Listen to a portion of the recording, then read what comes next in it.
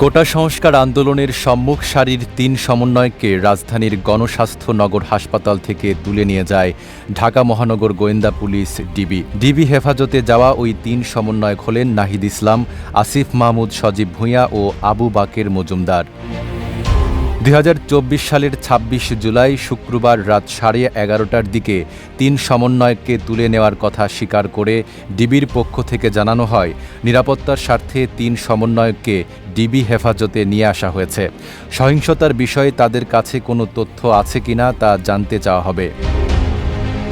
এর আগে ১৯ জুলাই মধ্যরাতে কমপ্লিট শাটডাউন বা সর্বাত্মক অবরোধ কর্মসূচি দেওয়ার পর খিলগাঁওয়ের নন্দীপাড়া এলাকা থেকে নাহিদকে তুলে নেওয়া হয় এবং ২১ জুলাই ভোরে পূর্বাচলে ফেলে যাওয়া হয়। টাইলক্স টয়লেট ক্লিনার, যার অ্যান্টিব্যাকটেরিয়াল এজেন্ট টয়লেটের কোনায় কোনায় পৌঁছে ৯৯% জীবাণু ধ্বংস করে।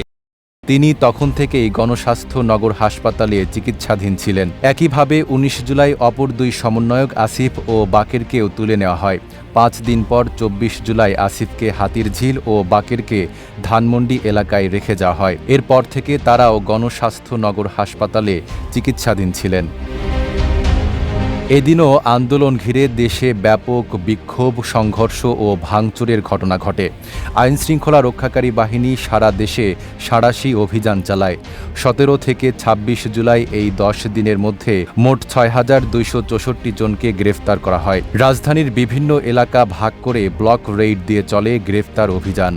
এদিন বিকালে সহিংসতায় আহতদের দেখতে তৎকালীন প্রধানমন্ত্রী শেখ হাসিনা ঢাকা মেডিকেল কলেজ হাসপাতালে যান। তিনি দলমত নির্বিশেষে সকল আহত ব্যক্তির চিকিৎসা ও আয় রোজগারের ব্যবস্থা করার ঘোষণা দেন। এর আগে সকালে তিনি রামপুরায় ক্ষতিগ্রস্ত বাংলাদেশ টেলিভিশন বিটিভি ভবন পরিদর্শন করেন, যেখানে নাশকতাকারীদের হামলা ও অগ্নিকাণ্ডের ঘটনা ঘটেছিল।